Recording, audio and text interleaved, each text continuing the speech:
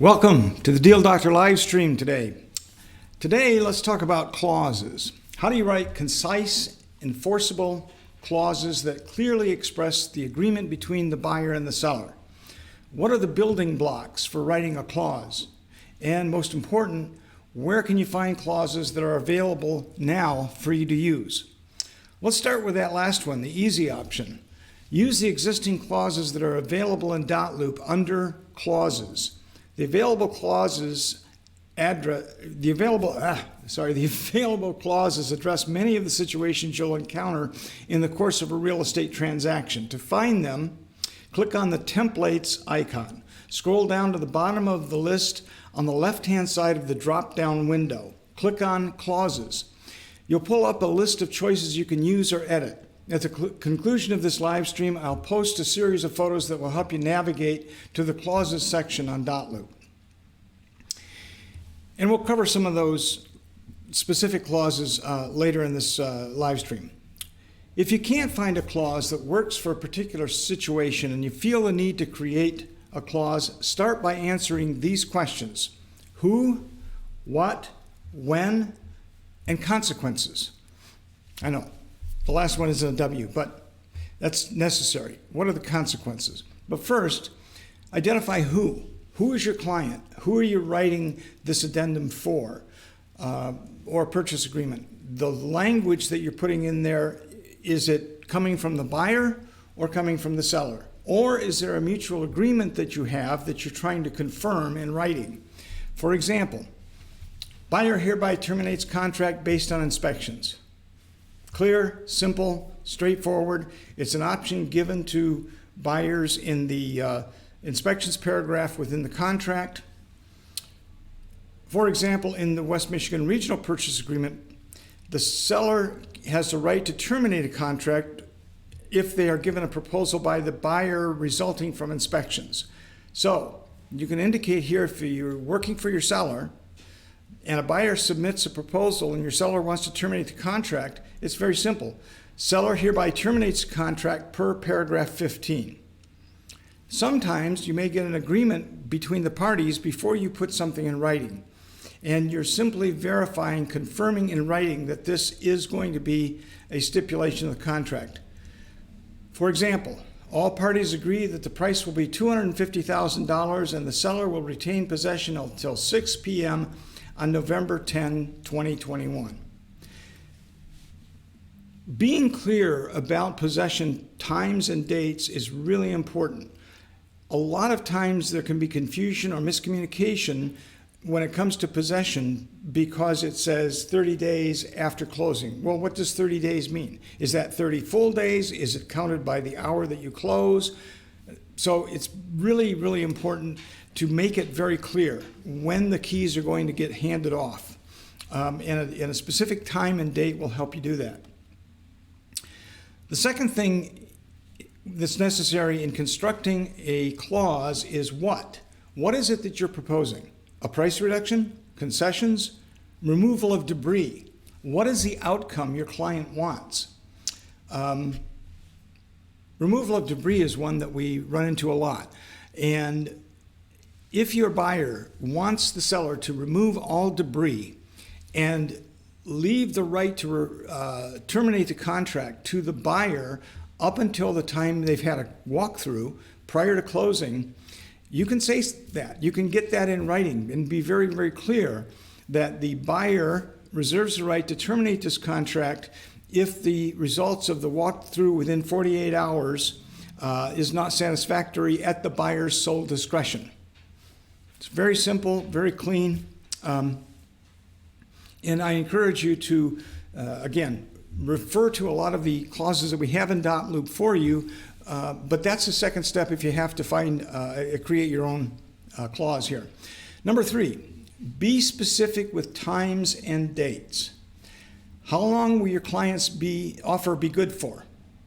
How long are you going to leave that for the seller to accept or for the buyer to accept before that offer is no longer effective? What is a time frame for parties to perform? If there's a specific time frame for, let's say, fixing a well and septic or fixing a septic system, then you need to put that in the contract. If it's going to be done prior to closing, or if it's going to be done no less than 1 week prior to closing, it's important that you put that in there so that all parties understand when they can expect to have that done and live out the contract accordingly. What are the consequences? This is a big one that a lot of times we miss. We don't put in what the consequences are in the event one of the stipulations of the contract or an addendum is not satisfied. And what happens if one party doesn't agree to the proposal or simply ignores it? What happens then? To answer this question, you must know your purchase agreement. For example, the West Michigan Regional Purchase Agreement allows the seller to terminate a contract if the buyer submits a proposal based on inspections. The GCAR Purchase Agreement does not. The Northern Great Lakes Purchase Agreement terminates the contract immediately, but leaves the option for the seller to accept the proposal or the buyer to rescind the proposal prior to the end date of the inspection contingency. So many of these purchase agreements that we use are different in different markets. So we say that the best practices suggest that you spell it out in your proposal exactly what the who, what, when, and consequences are. For example, buyer hereby removes inspection contingency provided seller pays for roof replacement by licensed contractor acceptable to buyer. Roof replacement to be completed by no later than October 20. Buyer shall retain the right to terminate this contract if roof replacement is not completed by October 20. Buyer may elect to terminate this contract if of this proposal is not obtained in writing by no later than September 21. So they have a deadline for accepting the addendum and a deadline for completing the repair requested in the proposal. It's really important to keep our number handy and call broker support if you need some help in getting through and creating your own language for an addendum or a purchase agreement. I'm going to go through some of the language that we have in .loop that's available for you to use. One right at the top is concessions. Seller to pay some dollar amount or a percent of the seller's price or the sales price toward buyer's closing costs, prepaid expenses, and or fees. Home warranty. The seller to provide a 1-year American Shield home warranty in the amount of some dollars, whatever that 1-year premium might be. An appraisal. Let's say that you have a cash sale, for example, but your buyer still wants the purchase agreement to be subject to an appraisal after the 10-day inspection period. Buyer to order an appraisal after 10-day inspection period. Buyer may elect to terminate this agreement within 3 days of reception of appraisal should the appraisal value be less than the purchase price. So now even a cash offer is subject to an appraisal. Again, in some of the purchase agreements that we use, it's in the standard purchase agreement. In others, it's not. So if you know your purchase agreement and know what's whether or not this is covered, that's a big step. Walkthrough. Buyer reserves the right to conduct a walkthrough of the property within 48 hours prior to closing to assess the current condition and or completion of repairs. Should there be items missing or property damage or unfinished repairs, buyer may elect to terminate this contract or negotiate a remedy with the sellers through an escrowed monies agreement. So you get down to 48 hours to the closing, buyer walks through and goes, wait a minute, there's a whole bunch of stuff left here. Buyer has the right to terminate the contract or bring everybody back to the table and say, how are we going to resolve this? Are we going to take money from the seller's proceeds and put it aside in an escrow account until this stuff is cleaned up?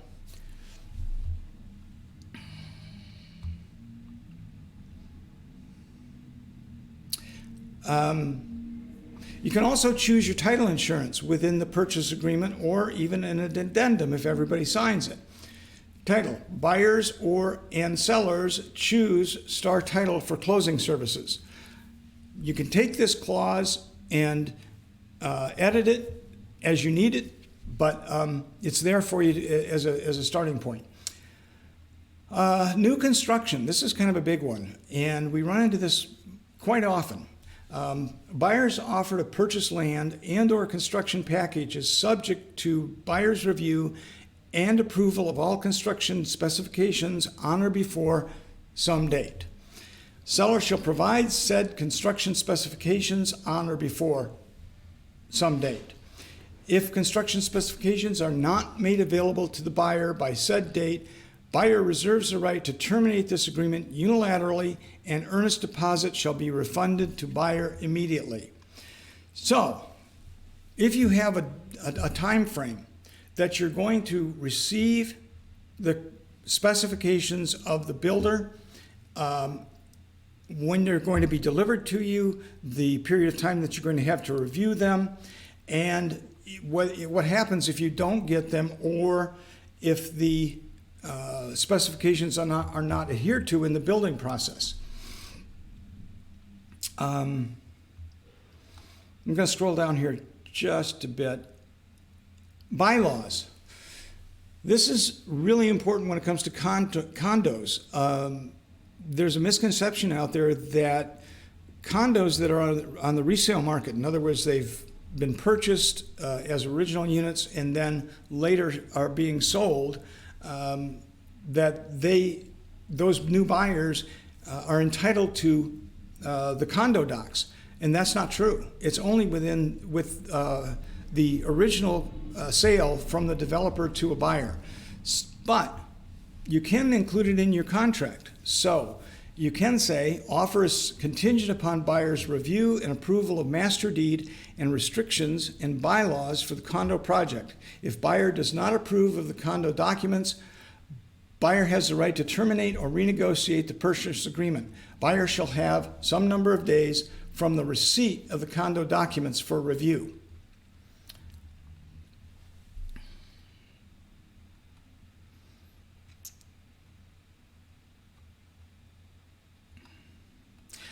Survey. This is a really good qualifying clause regarding a survey.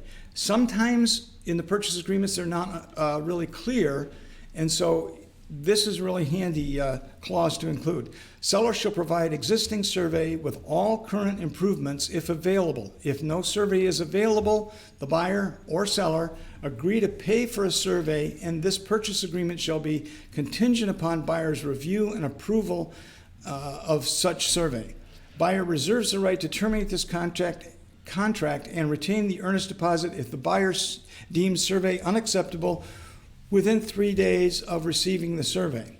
I want to emphasize that the only thing that can be really actually be called a survey is a boundary survey, where the iron stakes are located on all points of the property.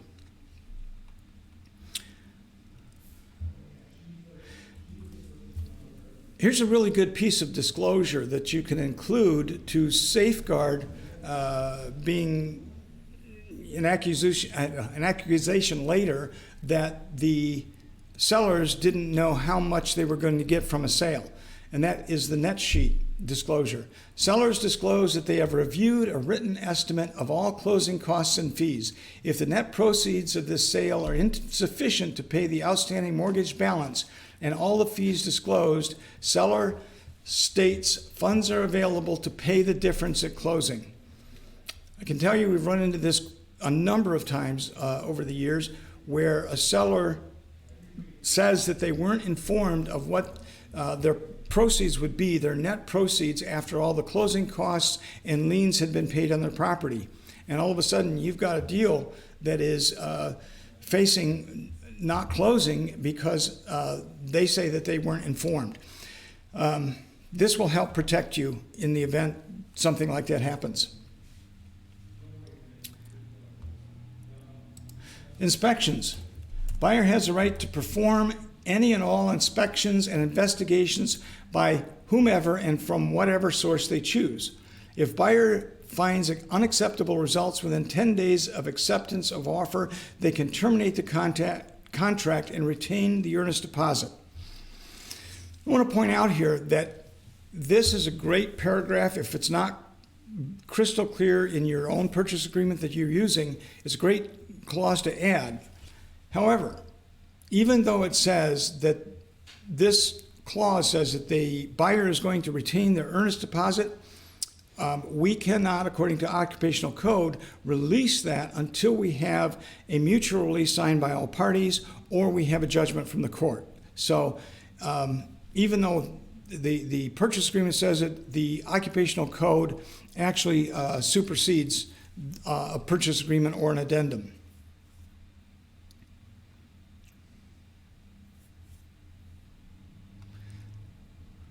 I'm going to scroll down here a bit more. Rentals, we run into this one a lot too, and I think it's really important to put it in if you're dealing with a multifamily property. Rentals, all security deposits, damage deposits, cleaning fees, and the prorated rental amounts to be given to buyer at the closing of the sale. This is really important, and I also would take it a step further to say that they should be spelled out in their dollar amounts that the buyer is expecting to get and the seller is going to provide at the closing. If that dollar amount changes because, for example, let's say that the seller hasn't paid their rent over a period of number of months prior to the closing, do those rents transfer over to the buyer? Probably not, because the seller is going to use those the security deposit to cover those rents, and there's no rental amount to prorate for the new buyer.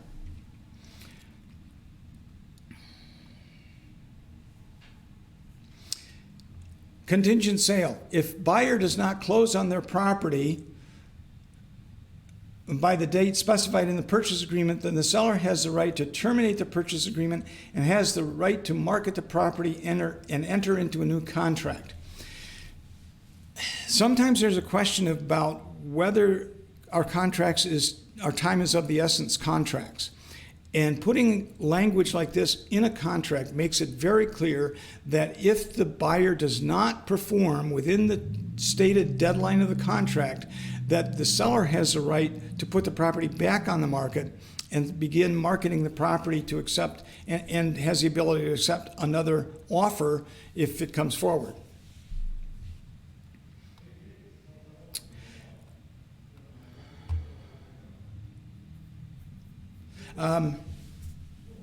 This contingent sale language, seller to remove property from the market, making it pending, and not into a competing purchase agreement until some period of time.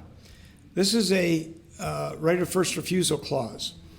If buyer has not secured a sale on certain address, their underlying sale, their home address, by above date, the seller shall have the right to market the property and enter into a purchase agreement. Buyer shall retain the earnest deposit. We've had situations where a buyer indicates that their offer is made on the basis of closing the property, closing the sale by, let's say, December 1st. And the sale of their property is going to happen, let's say, by the 20th of October. Here's where it gets a little tricky. Unless you're very clear with what the consequences are of that buyer's home not selling within that period of time, some sellers believe that they have the right to terminate the contract because the buyer's house didn't sell within that period of time. According to Gail Anderson, that's not the case. The buyer or the seller does not have the right to terminate the contract. It is only the buyer who has the right to terminate the contract by October 20 if they don't get their house sold. So putting this information, putting this contingency in there is really pretty important. Appraisal.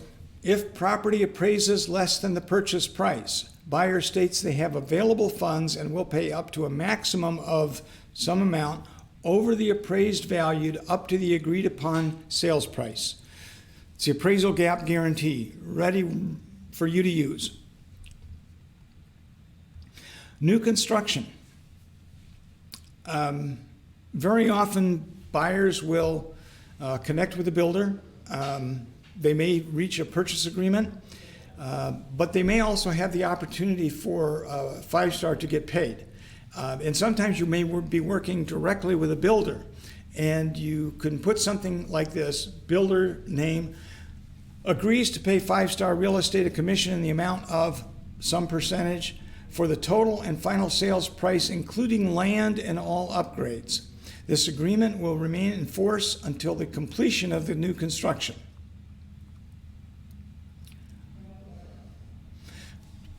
Well and septic.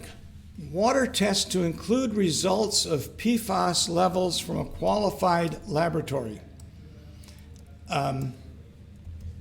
As you know, here in the greater Grand Rapids market, we've had a number of PFAS issues coming up, and very often we have to make sure that PFAS is part of the water test that's performed for the property.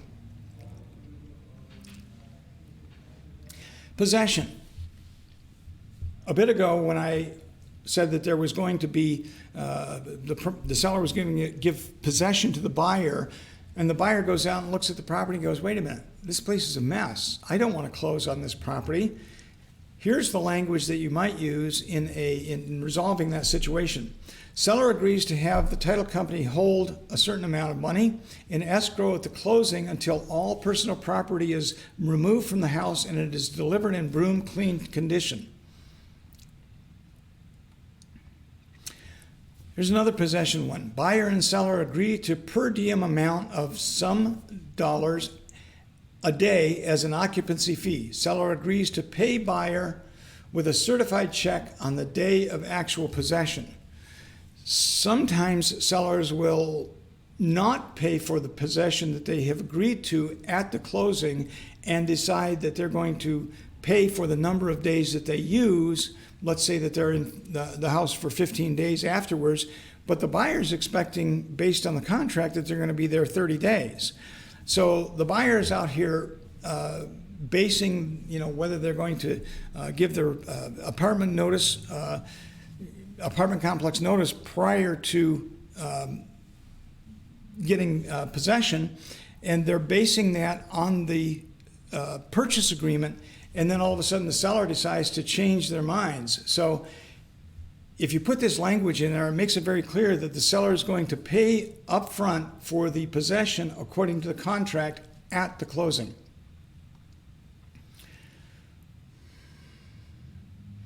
Earnest money. Here's a good one, because sometimes the purchase agreements are not clear as far as when the earnest money is going to be paid to the buyer's agent company or title company, whatever it might be. All parties agree that earnest money will be given to the broker within some number of days for deposit.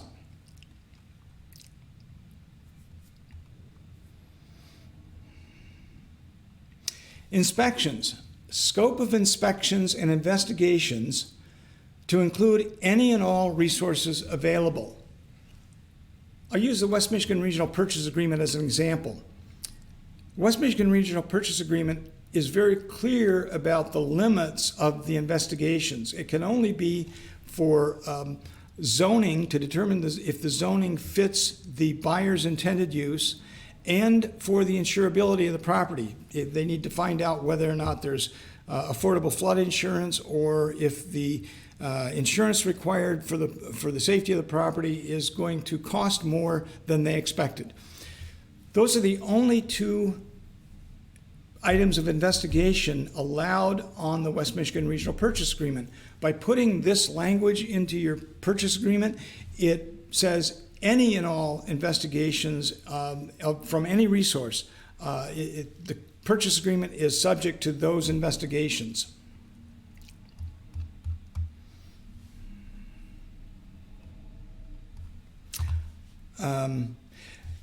Another one here is the personal property addendum, or a chattel agreement.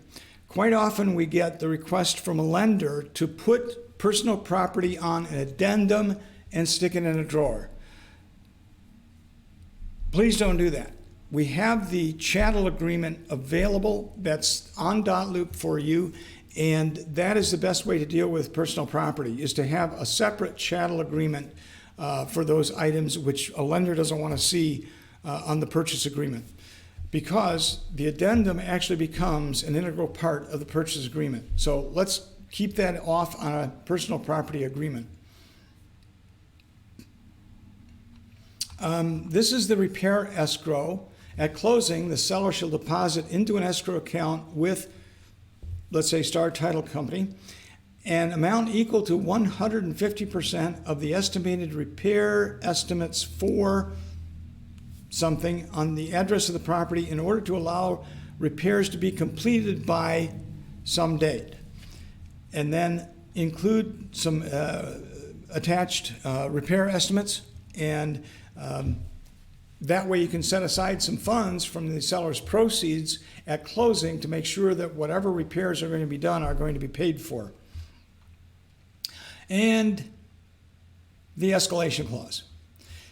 Now, this is one that we spent a lot of time creating, and I hope that if you run into escalation clauses or want to use one, that you refer back to this that's in dotloop for you.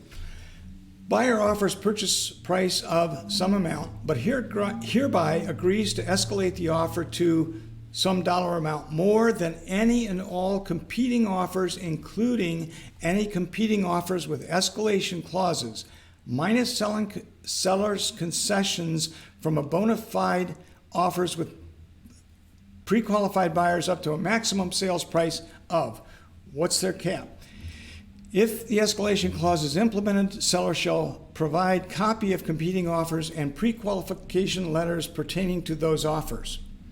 Let me walk through that just for a moment, because it's a really often used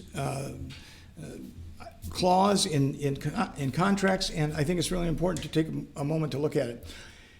They are escalating the offer to some amount more than any and all competing offers, including those with escalation clauses. And that's a really important phrase in there, including any with other escalation clauses, because then it allows you to ramp up the price based on the escalation clauses. Without that language in there, it doesn't give you that right, according to Gail Anderson.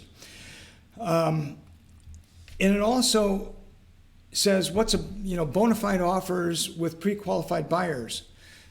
If you have a buyer that's only qualified up to $200,000, for example, and you have a cap on your escalation clause of $240,000, well, that doesn't make sense for a seller to look at that and go, wait a minute, they're not going to be able to afford this based on their pre-qualification number. Why are we even looking at this? I mean, that's a really good question to ask if you're going down that road. There's also an agreement to waive the walkthrough. There are a lot of other items. Seller agrees to provide a set of keys to buyer at closing. Buyer acknowledges the buyer must abide by Michigan's landlord-tenant laws regarding access to the property during seller's possession after closing. Again, if you go through the clauses, I would encourage you to print them out so that you have them handy and they're available, and read through them and understand them. And if you don't, please give your broker support folks a call and we can help you. If you run into any questions at all in the process of creating clauses for your documents, your addendum, or purchase agreement, again, please give us a call. We're happy to help. So I thank you for joining me today. It's a little tough to read from the screen sometimes, and I apologize for the little blunders here and there. But again, thank you for joining. I hope it helps. Thank you.